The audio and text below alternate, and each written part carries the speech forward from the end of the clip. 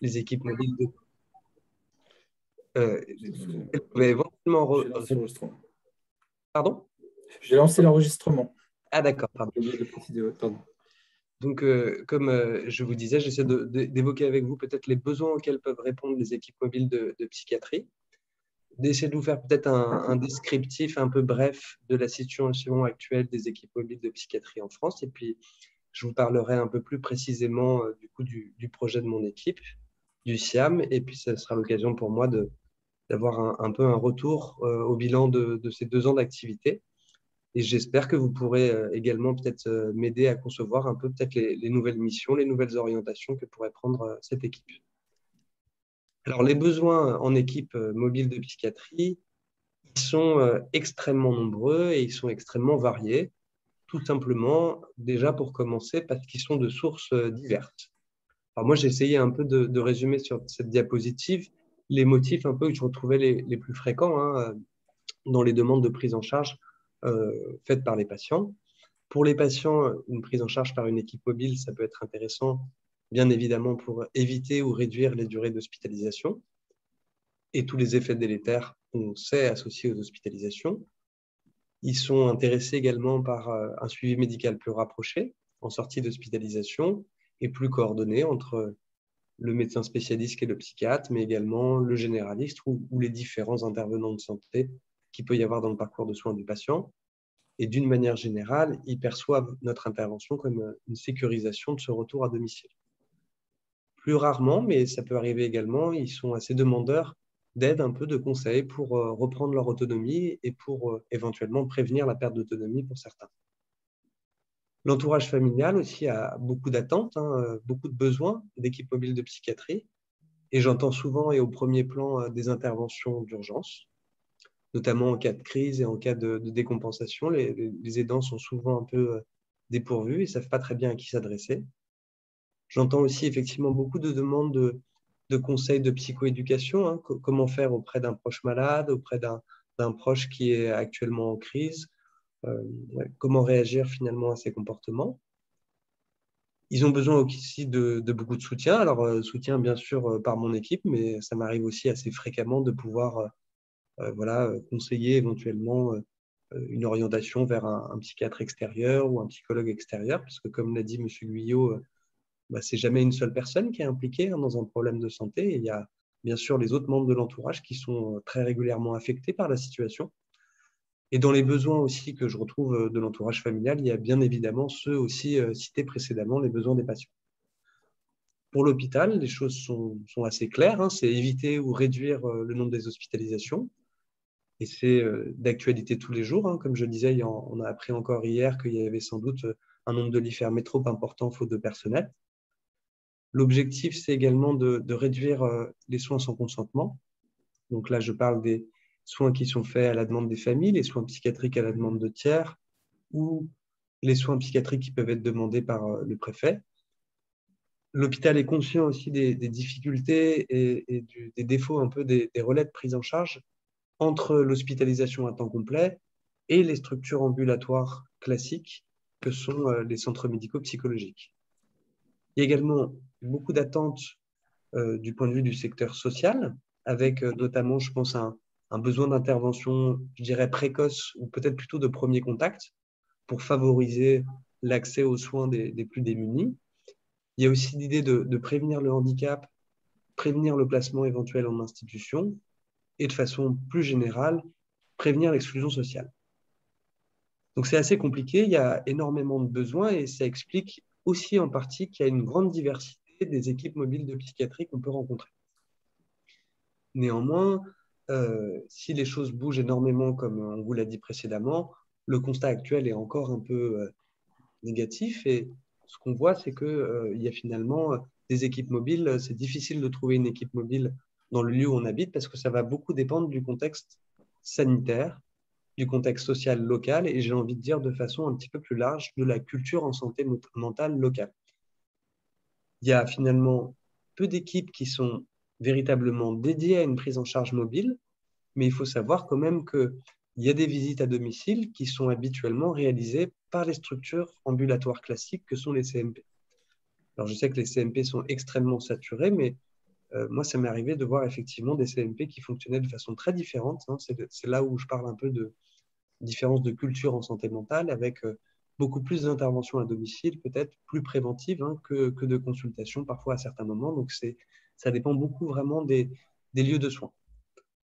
Je pense qu'un gros défaut, c'est qu'il y a peu d'équipes d'intervention d'urgence et les équipes du SAMU, du 15 ne sont pas forcément toujours extrêmement bien formées aux problématiques psychiatriques. Et on peut dire aussi une certaine réticence, peut-être des forces de secours, des forces de l'ordre, d'intervenir seules dans des situations où ils ne sont pas accompagnés par un médecin psychiatre. Autre pendant quand même, c'est qu'il y a peu d'hospitalisation à domicile en psychiatrie. En tout cas, elle est insuffisamment développée et encore assez mal définie dans les textes. Donc, quand je vous parle en fait d'équipe mobile de psychiatrie, en fait, je devrais probablement plutôt vous parler d'équipe mobile médicale intégrant un psychiatre. Car en fait, les équipes mobiles qu'on va rencontrer sont quand même plus souvent des équipes qui dépendent du secteur médico-social que du secteur médical pur. Alors quand j'entends médical pur, c'est des équipes avec haute charge en médecins, haute charge en personnel paramédical comme des infirmiers. Parce que ces équipes sont des équipes pluridisciplinaires qui vont intégrer différents professionnels. Des médecins, alors c'est bien sûr des psychiatres, mais parfois des généralistes, parfois des gériatres, des infirmiers, des assistants sociaux, des psychologues, des ergothérapeutes, des éducateurs spécialisés. Et je peux, là encore, décliner, je pense, une liste de professionnels encore plus importante qui serait peut-être intéressant d'intégrer dans certaines structures. Les équipes, elles sont souvent quand même ciblées sur des populations spécifiques et pas adressées, on va dire, à tout le monde. Et on a le plus souvent des équipes qui se développent, par exemple, sur des âges, des périodes de la vie qui sont à risque, ou des périodes à risque, oui, comme par exemple des équipes mobiles de psychiatrie du sujet âgé ou de gérontopsychiatrie.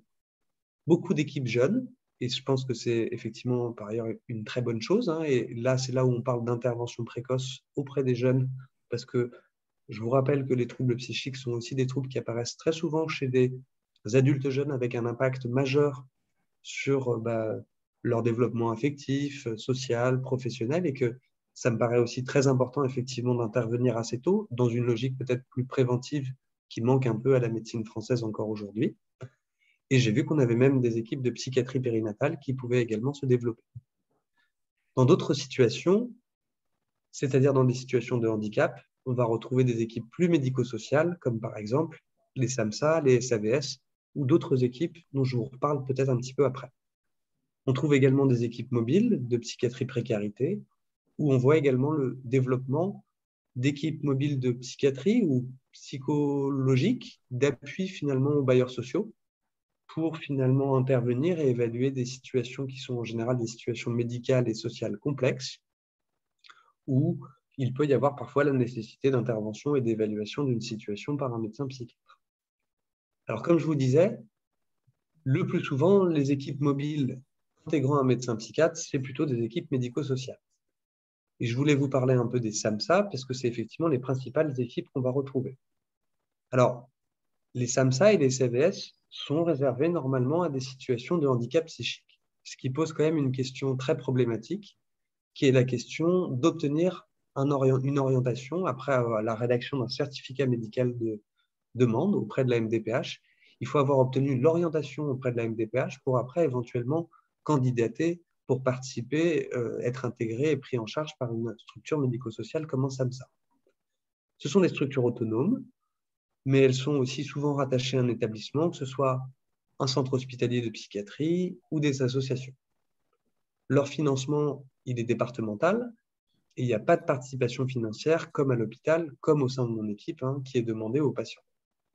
Alors, les équipes médico-sociales, elles vont, pour le coup, pas forcément faire que de l'intervention au domicile, et elles sont également censées établir un peu le lien, coordonner les choses entre les différents lieux d'activité du patient, que ce soit son activité professionnelle, son activité sociale, familiale, et donc, ce n'est pas uniquement des lieux qui concernent son domicile et finalement son lieu d'habitation. En général, ces équipes, elles s'adressent effectivement à des personnes qui ont un handicap plus sévère et elles proposent des accompagnements qui sont plus longs que pour les équipes plus médicales.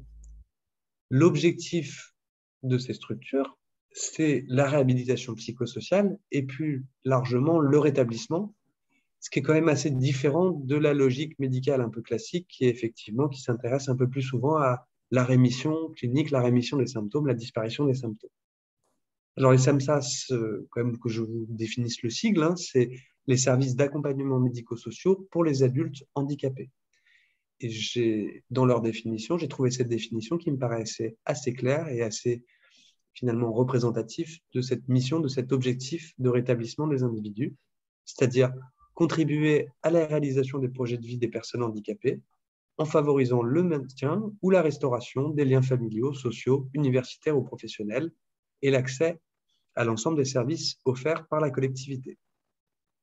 Les services d'accompagnement à la vie sociale sont là pour le coup un pôle plus rapprochée, on va dire, du secteur social pur, puisqu'elle n'intègre pas des prestations de soins et elle n'intègre pas ces équipes, a priori, de professionnels de santé. Alors, pour vous décrire un petit peu, on peut retrouver effectivement tout un gradient en fait, d'équipes mobiles intégrant un psychiatre, allant du social plus pur vers du médical plus pur, les SAVS et les SAMSA dont je vous ai parlé. L'équivalent dans le secteur peut-être de la pédopsychiatrie, c'est ce qu'on appelle les CESAD ou les équipes socio-éducatives.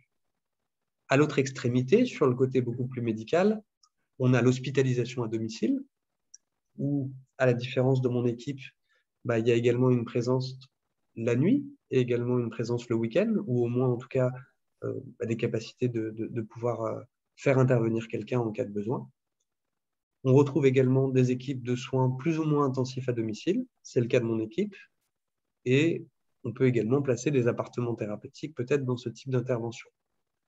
Bien sûr, le choix d'une équipe, le choix d'une orientation dans le parcours de soins, quand on sollicite une équipe, ça va dépendre bien sûr des missions et des objectifs qu'on définit pour le patient.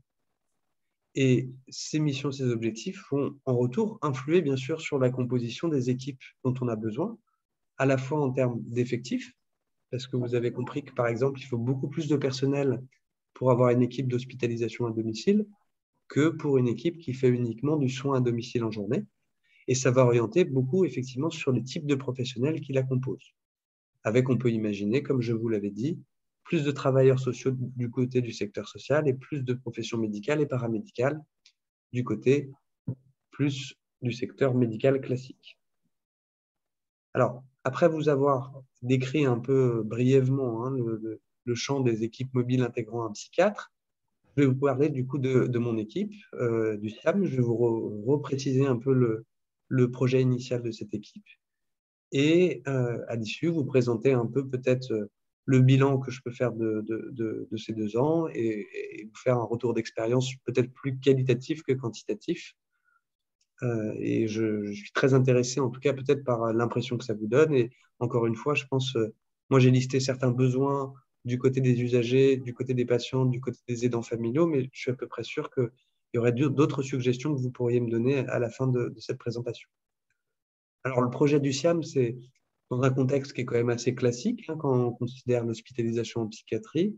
C'est que le service de psychiatrie sectorisé à l'hôpital Albert Chenevier est en suroccupation quasi continue. Et en plus de ça, on a une saturation des structures d'aval que sont les centres médico-psychologiques Aristote, qui s'occupent des patients de Créteil et Maison-Alfort, et le CMP Mozart, qui s'occupe des patients de la commune de Boissy et des alentours.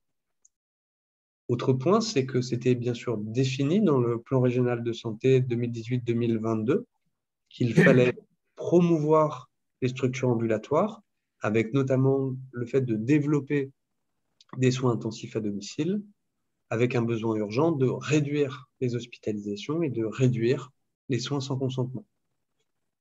Alors, dans la préparation de ce projet, donc le professeur Pellissolo et moi-même, on a été amenés à rencontrer plusieurs équipes similaires qui s'apparentaient un peu à la nôtre.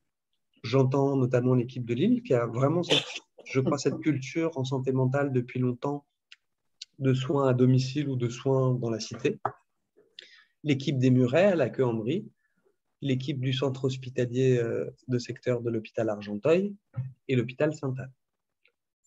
Le SIAM a démarré à moitié à partir de février 2019 où il y avait déjà certains patients qui étaient accueillis par l'équipe paramédicale des appartements thérapeutiques et la structure a finalement ouvert le 4 novembre 2019 avec les moyens spécifiques qui nous étaient dédiés.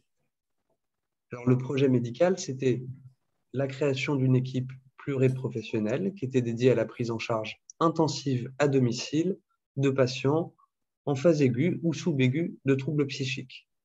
Alors, on avait vraiment un choix volontaire de ne pas s'orienter pour une fois sur une population particulière, mais de s'adresser finalement à l'ensemble des patients qui étaient accueillis en hospitalisation. L'objectif pour le patient, c'est de lui assurer des soins de qualité, en tout cas on l'espère, et personnalisés, pour résoudre les symptômes le plus rapidement possible. Je me rends compte en vous le disant qu'on est là encore dans une logique très médicale. Éviter ou raccourcir les hospitalisations pour en éviter les effets délétères dont on est tout à fait conscient. Favoriser l'adhésion aux soins et éviter les ruptures de suivi au long cours, ce qui est un problème majeur dans les prises en charge et un des principaux écueils quand vous savez que les hospitalisations sont saturées et que les structures d'aval parfois peuvent proposer des premiers rendez-vous quelques mois après la sortie d'hospitalisation. L'objectif était également d'impliquer l'entourage dans la prise en charge et d'assurer également une aide aux aidants familiaux. C'était l'occasion également de développer de nouvelles compétences au sein de notre département médico-universitaire. Alors, les indications, donc, nous accueillons des patients qui sont domiciliés dans les communes des secteurs psychiatriques 94, G06, G07, G08, qui en gros correspondent à le Val-de-Marne, autour de Créteil et peut-être le sud-sud-est du Val-de-Marne. Bien entendu, et ça c'est quand même un prérequis important, c'est qu'il fallait que les patients qu'on accueille acceptent le principe de soins intensifs à domicile, que ce soit des soins libres ou des soins sans consentement, parce que ça nous est également arrivé d'accompagner des patients qui étaient dans le cadre de soins sans consentement, dans le cadre de programmes de soins ambulatoires. Et je me permets de rajouter que au-delà de l'acceptation du patient, il est bien sûr un prérequis majeur, c'est l'acceptation bien sûr des autres personnes vivant sous le même toit. C'était aussi bien sûr un prérequis à ce qu'on puisse intervenir. L'indication, c'est la présence également de symptômes aigus ou sous-aigus, de troubles psychotiques, de troubles de l'humeur ou de tout trouble psychiatrique qui nécessite l'intervention de plusieurs professionnels pendant au moins un mois. L'indication, elle est posée par le médecin responsable que je suis, à la demande de mes collègues qui sont les psychiatres référents, soit dans les unités d'hospitalisation complète, soit au sein des centres médico-psychologiques. On s'adressait finalement d'emblée à deux types de situations. Une situation de post-hospitalisation, c'est-à-dire la situation la plus classique, où on est là pour consolider les soins et assurer ce relais de prise en charge ambulatoire. Et d'autres situations plus complexes, moins nombreuses, qui sont les situations d'alternatives à l'hospitalisation. Donc, il s'agissait en l'occurrence de patients suivis au centre médico-psychologique ou au sein de l'hôpital de jour, pour lequel on détecte à un moment qu'il y a un besoin de renforcer la prise en charge lors d'une phase de décompensation avec un intérêt des interventions à domicile. Les contre-indications, c'est bien sûr les patients qui n'ont pas de domicile ou qui vivent déjà en institution, le refus du patient ou de la famille des visites à domicile, comme je vous le disais, l'indication impérative à une hospitalisation conventionnelle. Il faut imaginer aussi qu'on ne peut pas conduire les soins tout à fait de la même manière qu'en hospitalisation complète, même si on souhaite s'adresser à des patients présentant des symptômes aigus. D'autre part, on n'a pas, moi-même, je n'ai pas les connaissances somatiques non plus pour prendre en charge des pathologies somatiques décompensées qui nécessitent des soins en hospitalisation. Alors, comment ça se déroule pour le patient? Quel est son parcours de soins? En général, on propose un entretien d'évaluation. On est au moins 2 des professionnels de l'équipe qui sont présents. On essaie de définir un peu avec le patient quelles sont les missions et les objectifs que lui il voit à sa prise en charge, après qu'on ait reçu une demande préalable par les médecins psychiatres référents. Et on élabore un programme avec le patient. Et la prise en charge est initialement proposée pour une période de 4 semaines, 1 mois, qu'on se permet de renouveler jusqu'à 2 fois. C'est assez arbitraire, ce choix de 1 mois renouvelable 2 fois jusqu'à 3 mois. En tout cas, ça peut paraître arbitraire, mais en fait, on se disait que si finalement il y a besoin d'accompagnement, d'intervention à domicile pendant une période supérieure à 3 mois, on est peut-être plutôt dans des situations qui relèvent de la nécessité d'une prise en charge par une équipe médico-sociale comme en SAMSA. Alors, le programme qui est proposé au patient, on le personnalise un peu en fonction de sa situation personnelle, la situation de son domicile, parfois la reprise d'une activité professionnelle en parallèle de notre prise en charge. On propose, lors de ces interventions à domicile, donc une consultation avec moi, médecin psychiatre, où je réévalue bien sûr les traitements, les bilans biologiques à réaliser, une consultation en fait psychiatrique un peu classique, sauf qu'elle a lieu au domicile du patient, des entretiens infirmiers. On ne peut pas, pour des questions d'horaire, assurer effectivement une administration des traitements, mais on va essayer de surveiller et avoir des éléments un peu indirects de l'observance des traitements médicamenteux. On peut proposer également des consultations psychologiques, elles qui sont plutôt proposées par entretien téléphonique ou en accueil présentiel. On insiste beaucoup sur l'éducation thérapeutique auprès du patient, auprès de sa famille. Ça peut être aussi l'occasion, à plusieurs moments au cours de la prise en charge, je propose assez fréquemment des entretiens familiaux pour faire le point également avec l'entourage familial et apporter le soutien et en même temps, comme je vous disais peut-être aussi, parfois ça peut être un moyen, un levier dans des moments un peu complexes de la prise en charge où je pense que c'est parfois utile pour moi aussi de faire intervenir les parents, les enfants, enfin les membres de la famille. On essaie également, pour la majorité des patients, d'établir un plan de crise, c'est-à-dire comment réfléchir en amont avec ses professionnels de santé, avec son entourage, sur comment agir en cas de prémisse de décompensation et finalement même jusqu'au bout, en cas de décompensation, finalement essayer de peut-être aller jusqu'à faire des directives anticipées de comment se passerait l'hospitalisation en psychiatrie. En dehors des interventions à domicile, on a bien sûr des entretiens téléphoniques ou des téléconsultations qui sont proposés. Et il y a certaines situations, on est obligé malgré tout de garder des bureaux et de faire de l'accueil en présentiel. On accompagne également certains de nos patients pour des soins médicaux importants lors des prises en charge en post-hospitalisation, lorsqu'il y a eu des examens qui ont été prescrits pendant la durée d'hospitalisation, mais qu'on n'a parfois pas réussi à obtenir pendant le séjour du patient. Alors, la constitution de l'équipe. Alors, elle est composée donc d'un psychiatre que je suis. Comme je vous ai dit, je ne consacre pas intégralement tout mon temps à l'équipe du SIAM. On a actuellement 2 infirmiers alors qu'on a a priori 3 infirmiers prévus. Une psychologue qui a été recrutée. On est en cours de recrutement également d'un éducateur spécialisé. Et actuellement, on a un mi-temps d'agent administratif, le reste du mi-temps de l'agent administratif étant dévolu à d'autres structures dans le pôle. Alors, sur le plan de l'organisation pratique, nos locaux sont situés à l'hôpital Albert-Chenevier, dans le pavillon risque, qui est un pavillon qui est extérieur à l'unité d'hospitalisation classique. Ça, je pense que c'était aussi un prérequis important, parce qu'on est conscient aussi parfois des difficultés qu'ont les patients à revenir sur le lieu de l'hospitalisation dans ces moments qui ont été parfois traumatisants pour eux. Nos locaux, bon, là, je me permets de me satisfaire d'une situation matérielle.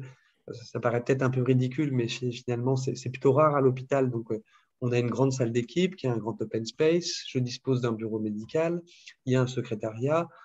On a des ordinateurs qui sont équipés de dispositifs de téléconsultation, même si on s'est rendu compte que la téléconsultation sur un open space peut être parfois un peu difficile et manquer de confidentialité. On a un véhicule dédié et 2 téléphones portables professionnels qui sont ouverts pendant tout le temps de notre activité et sur lesquels les patients peuvent nous joindre, sur lesquels moi j'incite aussi l'entourage à nous joindre en cas de besoin. Et les visites sont réalisées en général à 2 à 3 intervenants. Alors nos limites sont aussi nos horaires de fonctionnement puisque nous n'avons pas les effectifs pour effectivement assurer une prise en charge pendant le week-end ou en soirée. Et donc, nous sommes ouverts du lundi au vendredi de 9h à 17h. Donc, dans le calendrier prévisionnel de notre activité, comme je vous disais, on a ouvert du coup le 4 novembre, ça fait bientôt, la semaine prochaine, ça fera donc 2 ans. Et il était prévu une montée progressive, une montée en charge de notre activité en fonction du recrutement effectué. Il était à peu près estimé l'idée de pouvoir réaliser 5 à 10 prises en charge en simultané et on estimait à peu près pouvoir accueillir 50 à 60 patients par an, 50 à 60 patients pris en charge, je préfère dire, parce qu'il y a eu des patients pour lesquels il y a eu plusieurs demandes de prise en charge. Alors, le bilan, finalement, que je fais au terme de ces 2 années d'activité, c'est sans doute déjà qu'on avait probablement une capacité potentielle d'accueil supérieure à celle qui était estimée. Alors, tout dépend, là encore, de si on s'adresse à des patients qui ont des symptômes très aigus ou plus ou moins aigus, si on s'intéresse effectivement plutôt à une rémission clinique ou à favoriser finalement la réhabilitation psychosociale, favoriser le rétablissement. On a des difficultés, mais je pense qu'on n'est vraiment pas les seuls. C'est le cas pour les unités d'hospitalisation, pour les unités ambulatoires. C'est le cas pour la psychiatrie, mais c'est le cas effectivement pour d'autres spécialités et pour la santé en général. On a des difficultés majeures de recrutement de personnel. Actuellement, j'estime qu'on fait à peu près 5 à 8 prises en charge simultanées correctement. Au-delà, je pense qu'il faut que ce soit parfois pas des prises en charge trop lourdes, hein. Et au terme de ces 2 ans, on a réalisé 115 prises en charge, ce qui me paraît effectivement à peu près dans les objectifs attendus. Il s'agissait majoritairement de situations finalement en aval de l'hospitalisation, ce que je vous appelais les post-hospitalisations, et dans 10% des cas, d'alternatives à l'hospitalisation, où c'est les médecins du CMP qui nous contactent pour essayer de calmer la situation et d'éviter le recours à l'hospitalisation. Ce n'est pas toujours possible d'éviter le recours à l'hospitalisation malgré tout, mais néanmoins, on a pu intervenir dans à peu près 10% des prises en charge dans des situations comme celle-ci. Et il s'agissait à 80% de soins libres et dans 20% de programmes de soins ambulatoires, c'est-à-dire de soins sans consentement. Alors le patient, bien sûr, il est en programme de soins parce qu'on a très peur finalement d'une rupture du suivi, d'une rupture du traitement sur le long cours, mais il est volontaire, bien sûr, pour la prise en charge avec le SIAM dans le mois qui suit la sortie. Mon impression, alors je pense qu'elle est quand même pas galvaudée, mais c'est que je pense que c'est quand même très satisfaisant pour les patients et vraiment on a une majorité d'avis positifs des patients, voire très positifs. Et je dirais encore plus un retour positif des aidants familiaux. On a certains de nos patients qui continuent de nous appeler pour nous donner des nouvelles. J'ai encore parfois certaines familles qui me contactent également pour me dire des nouvelles ou parfois me dire leur inquiétude. Je pense qu'on permet dans ces situations-là une meilleure coordination des soins, une meilleure coordination vraiment entre l'hôpital et la ville, qui est vraiment une difficulté majeure pour les patients. J'ai l'impression aussi qu'il y a une certaine satisfaction des différents partenaires médicaux et médico-sociaux qu'on peut avoir, que ce soit mes collègues hospitaliers ou toutes les personnes qu'on peut rencontrer dans l'entourage du patient dans son parcours de soins. Je parle au nom de mon équipe, mais je pense pouvoir dire que c'est quand même un nouvel exercice clinique pour les infirmiers, pour les psychologues, pour les médecins, pour les secrétaires qui est extrêmement enrichissant. Cette dimension un peu de coordination du parcours de soins, c'est quand même des compétences nouvelles à acquérir, tout en gardant nos compétences initiales, mais c'est en tout cas, je pense, un travail difficile et je suis assez content de la manière dont mes collègues infirmiers ont relevé un peu ce challenge.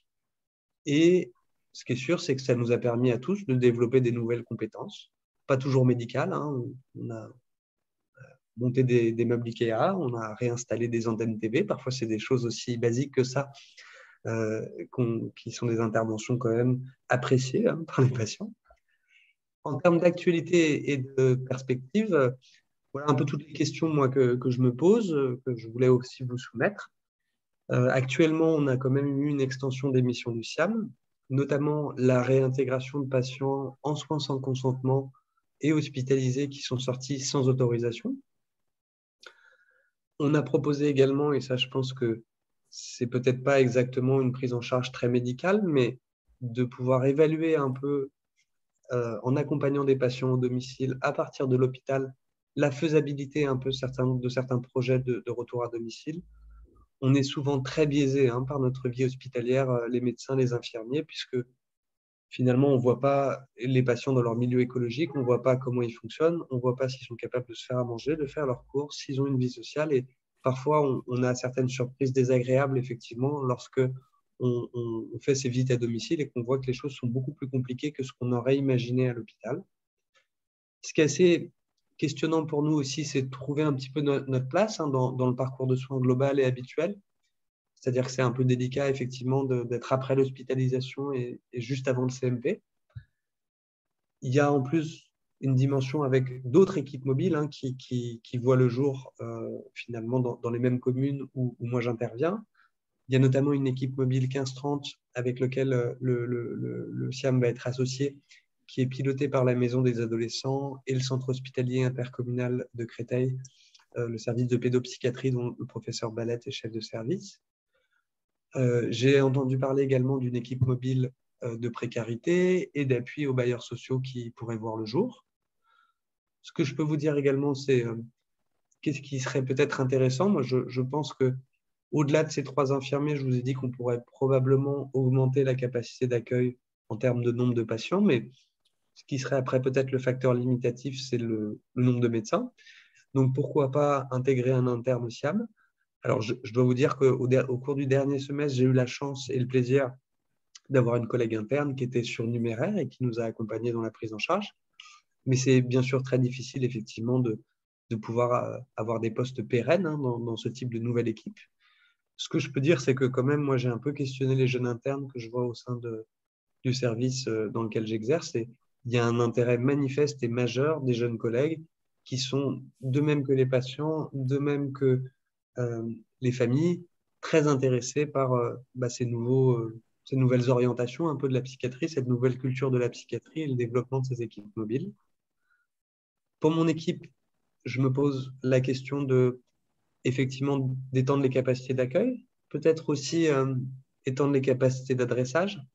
Alors, une des questions notamment, c'était peut-être de pouvoir proposer certaines prises en charge à certains patients évalués aux urgences qui sont en attente d'hospitalisation et qui peuvent attendre parfois péniblement plusieurs jours avant de trouver une place.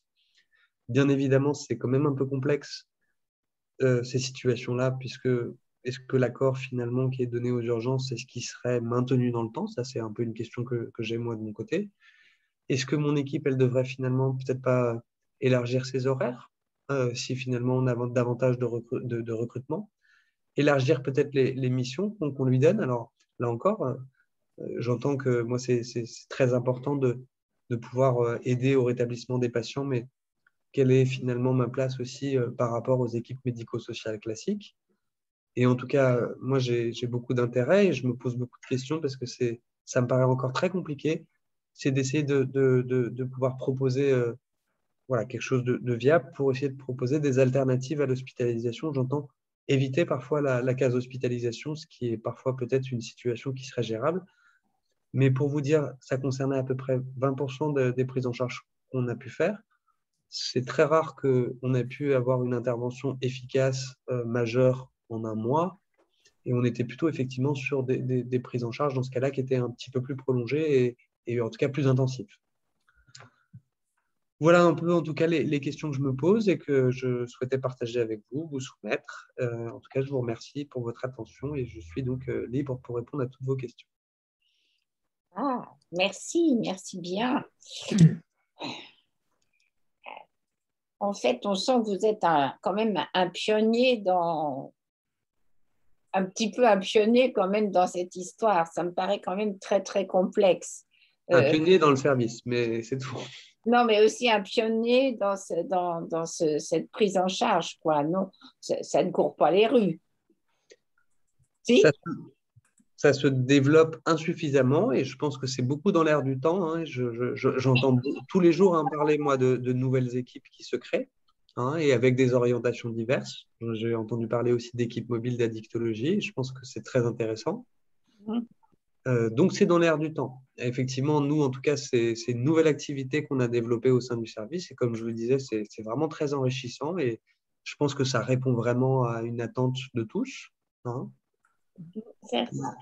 Mais vraiment, moi, j'ai espoir que ça se développe de plus en plus et pas qu'à Créteil. Oui. Tu avais une question, Blandine? Oui, merci. On avait reçu une question sur notre boîte Argos. Donc, je vous la lis parce elle est difficile à résumer. Je vous en prie. Donc, le passage en CMP n'est pas facile et peut-être un échec, surtout pour une jeune qui vient tout juste d'être diagnostiquée après une hospitalisation sous contrainte pour plusieurs raisons. C'est un nouveau changement d'équipe médicale après une hospitalisation sous contrainte, puis le SIAM intervient à un moment où la patiente n'a pas encore accepté la maladie et où le traitement n'est pas encore vraiment stabilisé. Si là où le patient n'adhère pas au CMP, il n'y a plus de suivi, ne faudrait-il pas trouver d'autres alternatives? Et c'est Céline qui posait cette question. Alors, c'est une très bonne question, hein, déjà pour commencer.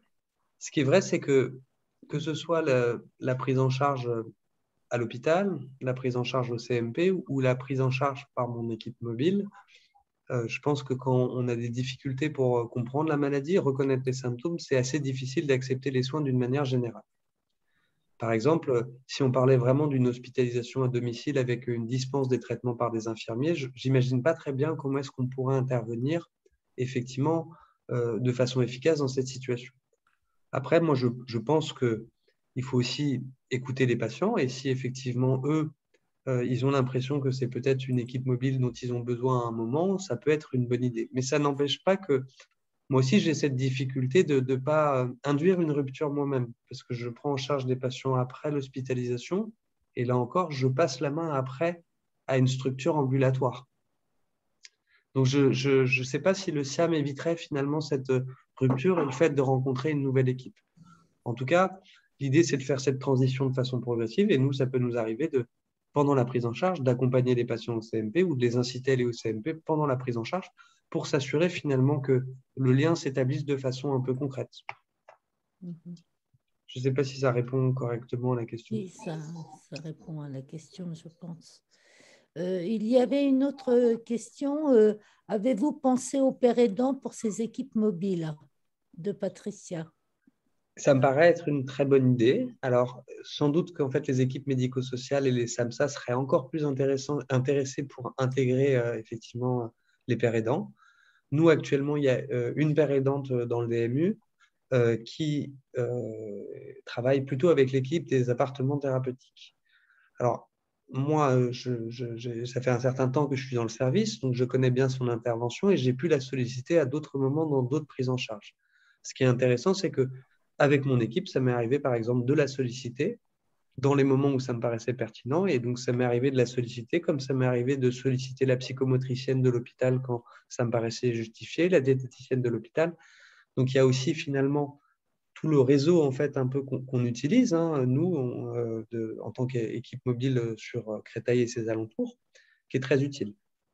Mais l'intégrer de façon pérenne au sein de notre équipe, pour le moment non, mais ce serait peut-être une idée à discuter. Et ça serait un père aidant diplômé par un diplôme universitaire ou vous prendriez des pères aidants qui ont l'habitude dans une association d'être père aidant et qui pourraient se rattacher à votre équipe? Ou vous exigez un certain diplôme? Alors, je ne saurais pas forcément répondre sur, en tout cas, les conditions de recrutement. Je crois que notre père aidante, elle a fait ce diplôme universitaire. Ça, je pense que c'est après plus à discuter avec les responsables de mon service, du service de psychiatrie sectorisée. Et c'est peut-être davantage cela. Mais après, vous voyez, pour solliciter des interventions ponctuelles, moi, je suis très ouvert sur la question et je ne suis pas sûr, effectivement, qu'il faille que des gens hautement qualifiés en compétences médicales et avec des diplômes à la clé. Marie-Thérèse qui nous pose une question. Je peux témoigner de l'intérêt de ces services. Ma fille en a bénéficié lors de ses 2 dernières hospitalisations, ce qui lui a permis grandement de raccourcir son hospitalisation, ce qui est très appréciable pour le patient comme pour ses proches. Elle est dans le secteur du 12e. Pourriez-vous parler un peu de vos interventions pour éviter l'hospitalisation? Alors, pour moi, ce que j'ai pu proposer, parce que j'ai espoir de développer ces alternatives à l'hospitalisation. Ce qui est sûr, c'est que si on est en train de parler de quelqu'un qui a des symptômes très aigus et qui n'a jamais eu aucun contact avec la psychiatrie, ça peut paraître assez ardu, assez difficile. Moi, ce que j'ai fait de façon systématique, vous voyez, à tous les patients que j'ai pris en charge au décours d'une hospitalisation, c'est que je leur ai bien évidemment dit que la première rencontre ayant eu lieu, ils nous connaissaient, ils étaient familiers peut-être avec le fait de visiter à domicile, ce qui est quand même un prérequis pas toujours évident, qui pouvaient faire appel à nous via leur médecin psychiatre au CNP en cas de moment un peu moins bien, et qu'effectivement, on pouvait à ce moment-là intervenir de nouveau au domicile, finalement en alternative à l'hospitalisation. C'est déjà arrivé d'ailleurs que des patients nous sollicitent directement et je prends contact avec leur médecin psychiatre qui confirme effectivement une situation qui relève d'une alternative à l'hospitalisation. Après, c'est toujours un peu délicat parce que, comme je vous disais, lorsqu'il y a vraiment besoin d'une hospitalisation à temps complet, souvent on a du mal à finalement être efficace dans ce type de prise en charge. Et ça, c'est aussi un autre questionnement que je peux avoir. Mais moi, je souhaite absolument pouvoir développer ça et c'est une des raisons également pour lesquelles le SIAM a été créé. Et est-ce que vous avez vu des impacts sur la réhospitalisation? Je veux dire par là, est-ce que vous avez agrandi le délai entre deux hospitalisations ou vous ne pouvez pas le mesurer? Je ne l'ai pas encore mesuré. J'espère pouvoir le mesurer. Après, on n'a que 2 ans de recul. En tout cas, ça nous est arrivé quand même avoir une impression un peu subjective en connaissant bien certains patients qui nous étaient adressés, qui étaient réhospitalisés de multiples fois, vous voyez, parfois plusieurs fois par année, de pouvoir effectivement constater qu'il y avait une augmentation du délai, pas forcément éviter toute rechute, peut-être ça c'est peut-être un peu excessif comme objectif, mais sur certaines prises en charge ponctuelles, oui, là je peux vous dire effectivement qu'on a pu effectivement éviter de voir les décompensations se rapprocher, et effectivement d'éviter certaines situations comme celle-ci. Il y a Catherine qui pose une question, une Bretonne. En Bretonne, il existe 2 pôles innovants. L'un à Saint-Malo avec le confinement, ce sont les soignants qui vont vers les patients. L'autre à la clinique Saint-Laurent à Rennes, où est née une structure médicale uniquement pour les personnes bipolaires. Celles-ci sont observées 1 semaine afin de leur trouver un traitement adéquat. Donc, je ne crois pas que ce soit de l'ambulatoire. Apparemment, elle évoque une équipe mobile, mais de la même manière que vous parliez de l'équipe du 12e, on nous parle d'une équipe en Bretagne. Donc, clairement, le SIAM n'est pas une exception, mais parfois pas très bien connue. Je pensais bien qu'elle puisse partager aussi ces informations-là. Oui. Non, j'arrive pas à répondre à toutes les demandes. Ah ben voyez, vous savez lire en tout cas. Et parfois, je n'ai pas toujours énormément. Mes collègues sont aussi, vous voyez, parfois dans des difficultés telles du quotidien qu'ils n'ont pas toujours effectivement suffisamment l'idée d'avoir recours à nous. Ça dépend des moments, c'est assez irrégulier. Mais effectivement, répondre à tous les besoins, non, ça c'est sûr. Les demandes qui sont formulées par ma collègue, j'essaie effectivement d'y répondre en temps et en heure. Ça m'est arrivé également dans des situations qui n'étaient pas catastrophiques, de pouvoir proposer un début de la prise en charge avec le SIAM 1 à 2 semaines après la sortie d'hospitalisation. Parce que justement, je n'arrivais pas finalement à intervenir et à avoir des délais assez courts de prise en charge. Est-ce que vous pouvez nous dire la proportion de patients bipolaires et d'autres patients? Parce que visiblement, tout l'accompagnement appartement psychosocial m'a paru concerner plus les patients atteints d'autres pathologies. Je ne peux pas vous définir la proportion exacte, mais à vue de nez, je dirais peut-être un tiers quand même de patients ayant un trouble de l'humeur, dont des troubles bipolaires, dans les patients qu'on prend en charge. Les 2 tiers étant finalement troubles psychotiques ou d'autres troubles psychiatriques. On n'a pas d'ailleurs pas que des troubles psychiatriques finalement toujours très lourds. On a aussi des problématiques où on intervient qui sont, on va dire, parfois plus d'ordre psychologique même. D'accord. Pour répondre à la question de Patricia94, pour le moment, c'est plutôt les psychiatres effectivement des CMP, même si effectivement ça m'est arrivé quand même voilà, en connaissant certains psychiatres de ville, de faire le relais en aval vers eux et de réintervenir justement en alternative à l'hospitalisation d'un patient que je leur avais adressé. Finalement, le seul caractère limitatif, ce serait un peu le lieu d'habitation du patient, un peu comme c'est le cas classiquement en psychiatrie, malheureusement. Mais pas d'opposition, en tout cas, à prendre des patients adressés par un psychiatre de ville. Il y a une chose qui m'a surprise, moi, c'était vos horaires. Je les comprends parfaitement. Il faut bien limiter le temps de travail de l'équipe.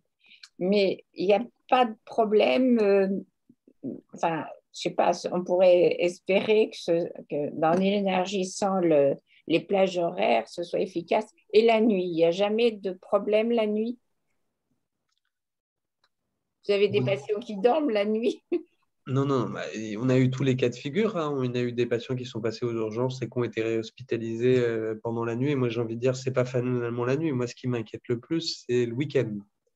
Et, et en tant que médecin, c'est sûr que ça amène aussi d'ailleurs à d'autres angoisses, hein, parce que pour être très clair, quand vous avez un patient qui est en hospitalisation, vous quittez, vous quittez votre lieu de travail, vous rentrez chez vous. C'est pas les mêmes angoisses, les mêmes inquiétudes qu'on peut avoir effectivement en laissant une situation à domicile qui est potentiellement fragile. Oui. Et le week-end, comment vous débrouillez alors? On est à donner des conseils un peu classiques, qui est d'appeler les secours, d'appeler le psychiatre de garde de l'hôpital, d'appeler l'unité, éventuellement appeler des dispositifs en cas d'idée suicidaire comme vigilance, si les patients ont été inclus dans vigilance. On est finalement sur un message assez classique que peuvent donner des structures ambulatoires classiques. J'ai trouvé intéressant que vous associez les proches dans le suivi parce que ça paraît indispensable. Mais est-ce que vous les associez beaucoup ou peu ou vous les voyez une fois de temps en temps ou comment ça se passe en fait? Alors déjà, c'est à la demande du patient. Ça, c'est quand même un prérequis, c'est qu'il faut que le patient soit d'accord. Et d'ailleurs, la majorité du temps, il est plutôt d'accord, hein, pour faire participer son entourage. Après, il n'y a pas forcément de caractère extrêmement systématique. Je vois aussi des familles qui ne veulent pas forcément trop se mêler de la prise en charge, qui ne sont pas forcément toujours intéressées. On a aussi des situations où au contraire, les gens veulent être très présents et peut-être un peu trop présents. Donc, c'est voilà, à distiller un peu, à mesurer un peu selon les situations. En tout cas, c'est quand même quasi systématique que je propose à un moment, au moins, vous voyez, pendant les 4 semaines, de faire un point spécifiquement dédié avec la famille. Ça me permet aussi d'orienter, par exemple, aussi parfois vers des thérapeutes familiaux quand j'ai l'impression qu'il y a une vraie nécessité, un vrai besoin de ce côté-là. Et est-ce que vous avez envisagé à un moment donné de faire une équipe mobile pour les crises? Je pense notamment aux phases up des patients. Les crises maniaques, c'est pour la famille, pour le patient aussi, j'imagine, mais pour la famille, c'est toujours un problème extrêmement difficile dont ils ne savent pas sortir, ils ne savent pas vers qui se tourner. Ils essayent le SAMU, qui en général n'a aucune compétence et ne leur répond pas. Après, ils essayent fatalement les pompiers quand la situation devient très, très préoccupante, et puis la police ou la gendarmerie, et ça se termine pour tout le monde pour une catastrophe. Et donc, je trouve dommage qu'il n'existe pas, du moins à ma connaissance, des services pour les problèmes aigus. Bon, le suicide, c'est bon, peut-être je me trompe, c'est vous avez plus d'expérience que moi, mais c'est relativement plus facile de faire bouger les gens pour un suicide que de les faire bouger pour une crise maniaque relativement violente. Voilà. Donc ça, je sais qu'encore actuellement, ça laisse les gens totalement désarmés. Et encore parmi nous, on se posait la question il n'y a pas très longtemps, voyez-vous. Qu'est-ce qu'il faut faire?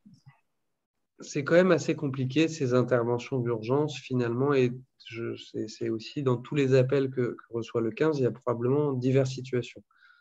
Il faut, je pense, un peu distinguer la situation d'un patient connu qui va moins bien et peut-être une situation où il y a une scène de violence ou une crise, quelle qu'elle soit et quelle qu'en soit la cause, à domicile. Classiquement, normalement, un patient qui est connu, qui est suivi, même s'il a arrêté son suivi, son traitement, c'est les CMP qui faisaient les visites à domicile dans un contexte d'urgence. Je sais que c'est très, très difficile pour les collègues d'assurer cette mission et de faire les VAD urgentes où ils sont en général contactés par l'entourage, par le bailleur, par l'assistant social, par le curateur, le tuteur, je ne sais. Mais habituellement, c'est comme ça que c'est réalisé. Nous, ça nous est arrivé justement pour des patients en fait, qu'on avait pris en charge avec le SIAM, c'est un peu délicat puisqu'on a dû effectivement intervenir dans des situations d'urgence chez des patients qu'on connaissait. Mais intervenir voilà, dans des situations qui sont finalement inconnues, c'est beaucoup plus compliqué. Je sais que, pour vous donner un exemple, il y a une équipe mobile, une équipe mobile de psychiatrie qui est, je crois, dans les Yvelines, qui s'appelle le groupe ERIC, qui, eux, par exemple, ont beaucoup cette culture-là. Et ils ont effectivement, depuis très longtemps, en fait, un partenariat très étroit avec la police. Et donc, ils ont des interventions, en fait, conjointes avec la police, les pompiers et l'équipe qui vient sur des situations d'urgence, mais qui ne sont pas que des situations psychiatriques, qui sont aussi des situations de complexité sociale, parfois associées à des conduites addictives et des problématiques voilà, particulièrement difficiles à calmer au domicile. Mhm. Il y a Patricia qui pose la question, combien de temps restez-vous en moyenne à domicile et quelle est la fréquence sur une semaine? Alors, c'est une bonne question. Il y a aussi d'ailleurs la question du temps de transport, qui est bien sûr aussi impact sur notre activité. En général, c'est minimum une demi-heure de visite à domicile, je voudrais dire. Et effectivement, quand il y a des occasions qui s'y prêtent, j'entends par exemple, vous voyez, un entretien familial ou ce genre de situation, là, on essaie de prendre un peu plus de temps. On est plutôt sur des entretiens qui peuvent durer à peu près une heure. La fréquence des interventions qu'on a et leur nature, que ce soit les appels téléphoniques, les accueils en présentiel ou les visites, on les définit un peu en fonction de la situation du patient. L'idée, c'est qu'on essaie d'établir en fonction de la situation qu'on a rencontrée dans la semaine, de la sévérité de la situation, on définit si on doit faire plus d'interventions ou moins d'interventions, si on doit faire que des visites à domicile ou plutôt finalement quand on arrive vers la fin de la prise en charge pour essayer aussi d'anticiper la rupture potentielle là, dont vous parliez, on essaie d'intervenir un petit peu moins. Donc, c'est assez variable et c'est défini chaque semaine en fonction de la situation rencontrée.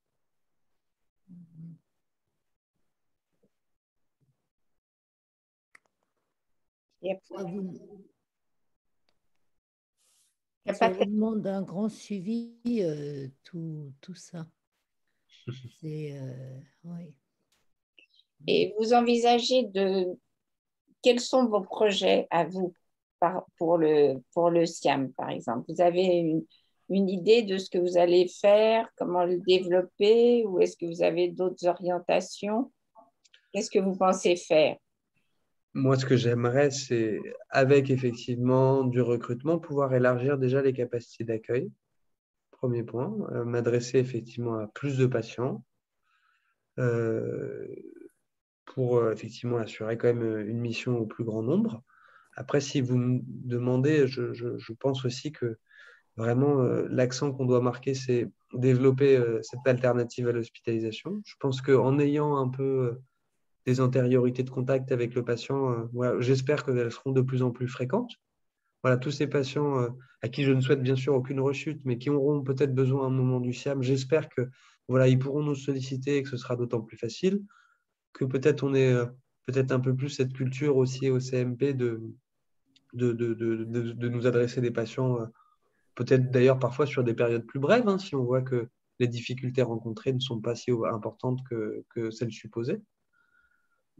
Mais vraiment, moi, c'est développer les alternatives à l'hospitalisation. Je pense que vraiment, là, pour le coup, c'est une demande majeure des patients, je pense. Oui.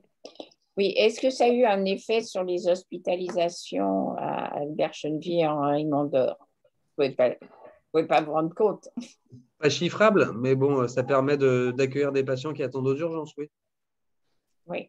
C'est moins encombré les urgences. Voilà, oui. Oui, c'est difficile d'apprécier tout ça. Il y a Mais d'autres.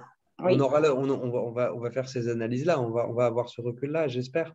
Après, il y a d'autres facteurs qui ont joué aussi au cours de l'année que la création du SIAM oui, sur le nombre d'hospitalisations. oui, il y a le Covid, il y a. Oui, on va pas. Oui, vous avez démarré quand même à une période un peu difficile, hein.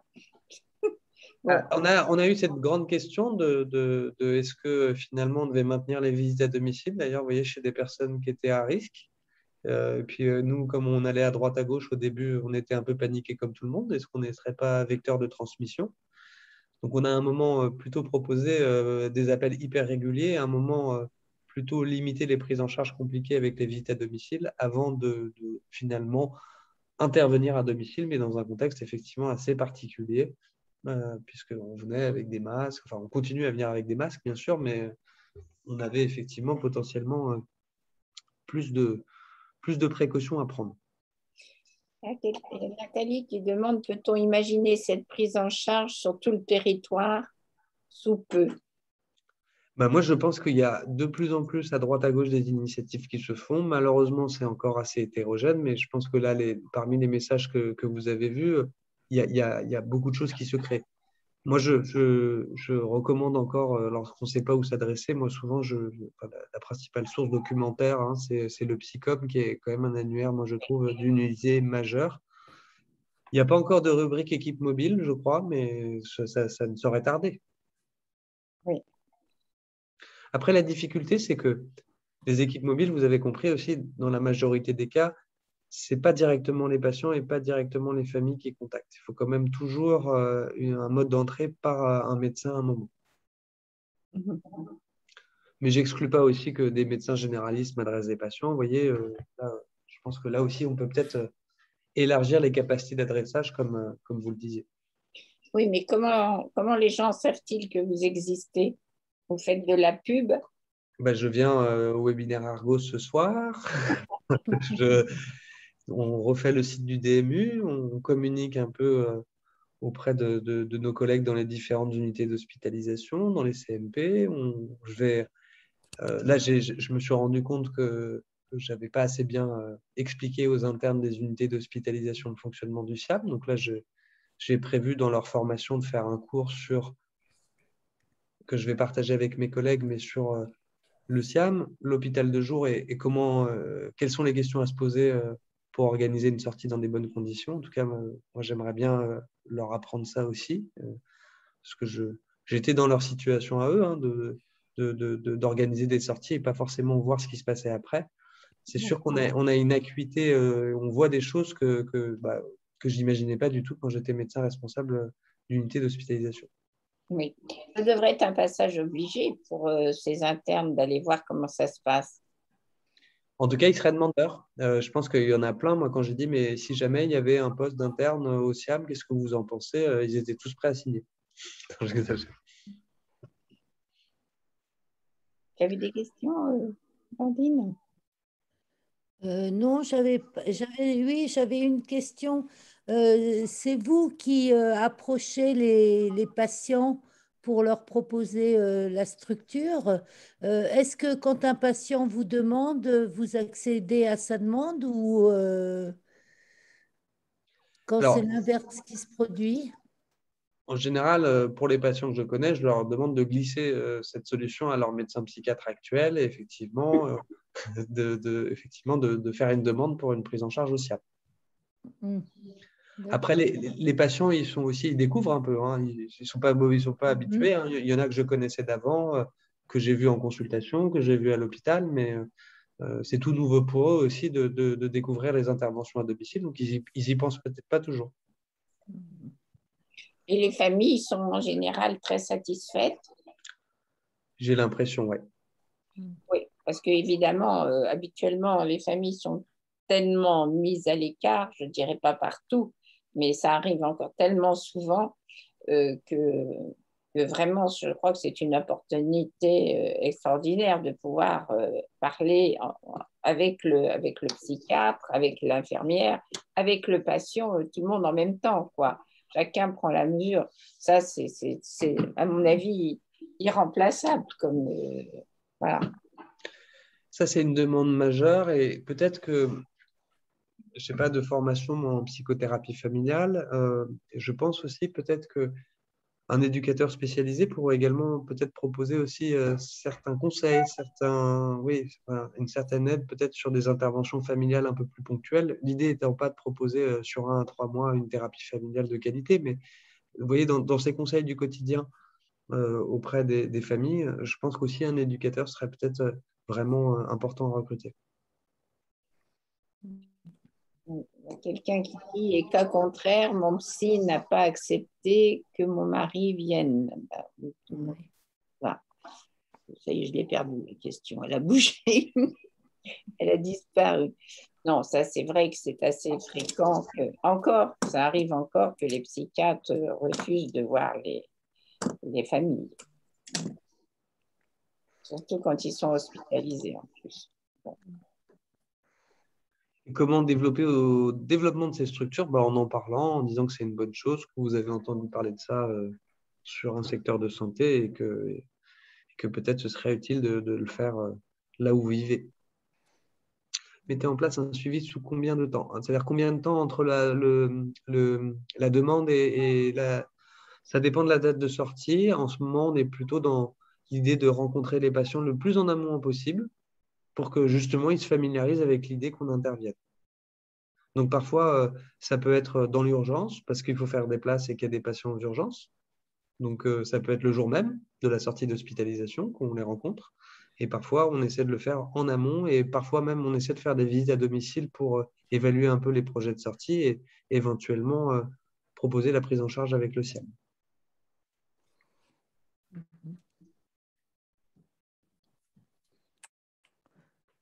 Et il y a Catherine qui dit que l'idée d'un système comme réseau CHU pour la psychiatrie permettrait de vous faire diffuser votre idée. Je prends l'idée volontiers et je pense qu'effectivement, à mon avis, c'est bien que ce soit aussi dans les hôpitaux universitaires que ce genre d'initiatives soient prises pour qu'elles soient bien évaluées comme vous le souhaitiez et qu'on puisse aussi démontrer, bien sûr, l'intérêt de ce type de prise en charge au pouvoir public. Et Patricia dit comment peut-on avoir des informations sur ce dispositif car j'ai cherché sur Internet et je n'ai pas trouvé. Alors, le site du DMU est en cours de réflexion. Donc, il y aura, je l'espère, bien sûr, un onglet sur le SIAM qui décrit un peu le projet. Après, ce qui est vrai, c'est que j'expliquais que pour nous adresser des patients, c'est plutôt les psychiatres de notre secteur qui nous adressent directement. Si vous cherchez des informations sur d'autres dispositifs d'équipe mobile, je pense que c'est plutôt du côté de Psycom qu'ils seront les plus exhaustifs sur le territoire. À Lille, ils sont très en avance sur ce genre de choses, avec Jean-Luc Roëlan, je suppose, qui était à l'origine il a beaucoup participé à l'idée de la psychiatrie dans la ville. Est-ce qu'eux, ils ont des dispositifs identiques, plus développés? Vous les connaissez ou pas? Moi, personnellement, je les avais effectivement pas rencontrés, mais je crois qu'il y a des équipes d'urgence et il y a effectivement depuis longtemps, en fait, je crois même une culture des CMP, en fait, d'intervenir à domicile. Et donc peut-être qu'il n'y a pas eu partout le besoin de créer une équipe dédiée à ce type de prise en charge, puisque c'était finalement probablement plus intégré dans leur pratique habituelle. C'est une alternative intéressante aussi. Oui. Alors, l'idée de l'hospitalisation à domicile en psychiatrie, elle n'est pas non plus toute récente, hein, parce que je regardais encore, vous voyez, il y a des choses qui étaient évoquées dès la Révolution française, ça a été mis finalement en forme finalement dans les années 70, mais il y a eu des initiatives qui ont été créées effectivement, même si ça ne ressemble pas à de l'HAD peut-être qu'on pourrait retrouver dans d'autres spécialités, et que ça reste encore pas très bien codifié en France et peu développé. Vous allez donc faire une évaluation des bénéfices et de tout ça. Et du coup, alors, est-ce que ça coûte cher?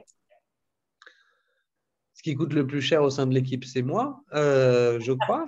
Bah, Pas les infirmiers. c'est pas les infirmiers. Après, bien évidemment aussi, je pense que dans la logique des pouvoirs publics, il y a aussi peut-être l'idée un peu de développer ces nouvelles fonctions infirmières, hein. Je parlais un peu de case management, c'est-à-dire cette dimension un peu d'avoir un infirmier en psychiatrie, mais qui est là aussi pour aider la coordination du parcours de soins, prendre le rendez-vous chez le généraliste, organiser la mammographie, le dépistage du cancer colorectal, la vaccination Covid, que sais-je, hein. Ça, c'est des choses quand même qui sont faits là dans le quotidien. Et les comorbidités, vous en occupez aussi? Alors, c'est pas moi qui vais modifier le traitement cardiologique, c'est pas moi qui vais faire ça, mais bien entendu que je vais orienter le patient vers le cardiologue, je vais appeler le cardiologue s'il y a besoin. Comme je vous disais, parfois, comme les patients sortent, ils ont quand même des examens biologiques éventuellement à faire pour surveiller telle ou telle chose, pas forcément en lien avec la pathologie psychiatrique. Donc, en tout cas, on assure aussi la continuité de la prise en charge sur le plan des soins physiques également, pas que psychiatriques. Oui, ça c'est heureux. Mais je ne suis pas, par exemple, compétent, je ne suis pas gériatre. Donc, c'est vrai que là aussi, j'ai moi-même certaines limites dans certaines situations médicales un peu intriquées et comorbides.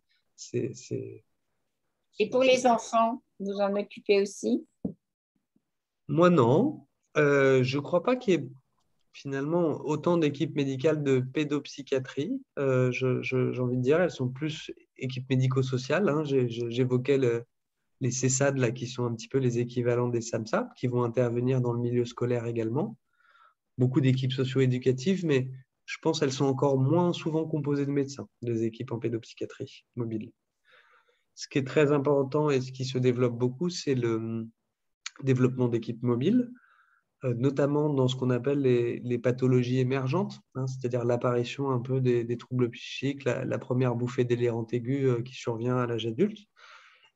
Et je vois des structures probablement un peu plus fournies que la mienne qui se développent, des SAMSA, avec parfois des partenariats avec l'MDPH et une obtention d'un SAMSA très rapidement, ce qui est en fait très intéressant parce que si vous adressez à un jeune de 18 ans, là je parle d'une situation de handicap, hein, qui est probablement une situation plus lourde que beaucoup de patients peut-être rencontrent, mais ça peut être très utile effectivement d'avoir une intervention assez précoce pour éviter toute la désocialisation, la déscolarisation qui peut intervenir à cet âge-là et qui aura un retentissement majeur sur la vie du sujet.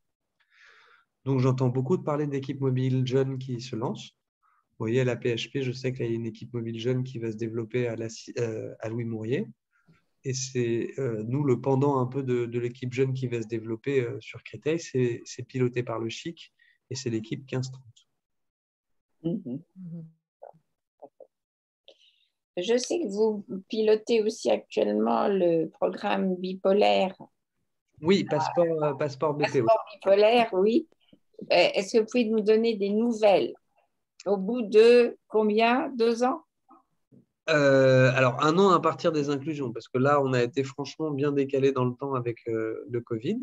Écoutez, les inclusions se passent bien sur Créteil. J'ai l'impression que il y a certains patients qui sont très contents de ce qu'il leur est proposé.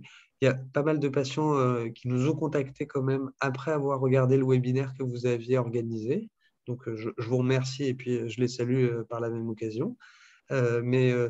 Et avec d'ailleurs des demandes extrêmement pertinentes, hein. Moi, il y a une patiente qui m'a contacté qui m'a dit « Mais mon psychiatre et mon généraliste ne se parlent pas.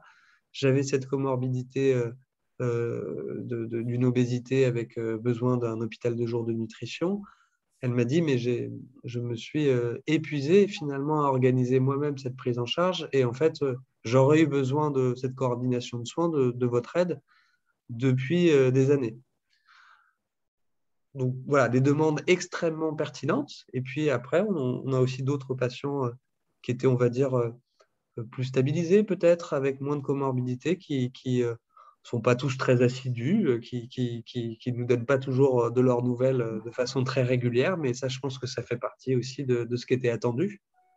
Mais vous voyez, on est en train de s'adresser finalement à des gens avec des difficultés beaucoup plus variées là, dans Passeport BP. Et la coordination de soins est finalement plus à distance et plus légère que celle qu'on fait, par exemple, avec l'équipe du SIAM. Oui. Ça ne s'adresse pas aux mêmes patients. Ça ne s'adresse pas aux mêmes patients, pas au même moment, pas aux mêmes problématiques, c'est sûr. Donc, et vous avez encore combien de patients à inclure? À inclure encore beaucoup. Là, actuellement, en tout cas, on en a inclus à peu près une centaine. Un peu plus d'une centaine. On est quasiment à 120. Oui. C'est peut-être le moment de recruter. Bah, écoutez, je pense que il y a des informations maintenant sur le site de la Fondation Fondamentale qui ont été plutôt bien mises à jour. Et vous avez d'ailleurs mon adresse mail qui est directement renseignée si vous souhaitez participer et être contacté au moins sinon pour avoir des informations sur le projet. Je pense qu'il ne faut pas hésiter. Ça va durer 5 ans, je crois, en tout. Alors, le projet était censé durer 4 ans, mais comme il y a eu décalage du lancement, je ne sais pas exactement jusqu'à quelle date il est fixé. Oui, avec le Covid. C'est vrai que ça a tout bouleversé. Bon, bah, écoutez, je pense. As-tu des questions, toi, Dominique? Non, non, pas du tout. Un témoignage? Un témoignage, effectivement. Donc, parce que moi, je ne connaissais pas ce dispositif, mais mon fils en a bénéficié, effectivement, donc, suite à une hospitalisation qui a eu lieu au mois de juillet dernier. Donc, j'ai été effectivement agréablement surpris donc, par ce dispositif innovant. Et donc, effectivement, donc, mon fils a accepté des visites à domicile, donc du médecin, de l'infirmier, de la psychologue également. Donc, moi, c'est pour ça, effectivement, que j'ai souhaité faire, entre guillemets, pas la promotion, mais en tout cas, effectivement, faire connaître le service du SIAM, puisqu'on se rend compte, en fait, qu'il peut y avoir parfois aussi un déficit d'information auprès des usagers, des patients et des proches. Et donc, en tout cas, un grand merci au docteur Le Guen et puis toutes les questions qui ont été posées ce soir donc, à notre intervenant. Voilà ce que je voulais dire. Bon, bah, écoutez, s'il n'y a plus de questions, et c'est ce qu'il semble, eh bien, on va vous remercier. Peut-être il arrive qu'on ait des questions à retardement. On vous les communiquera. Hein, et on vous souhaite, merci beaucoup d'être venu ce soir. Et puis, bon courage à votre équipe. Merci. Susciter des vocations parmi les jeunes, par les jeunes internes. Je pense que c'est très important qu'ils se rendent compte de cet autre aspect de la prise en charge des patients dans la famille. Pour nous, c'est des gros espoirs. Et puis, le côté jeune aussi, c'est un grand espoir pour tout le monde. Merci beaucoup, monsieur. Merci à vous. Bonne soirée. À bientôt. Bonne soirée. Au revoir. Merci, au revoir. Au revoir.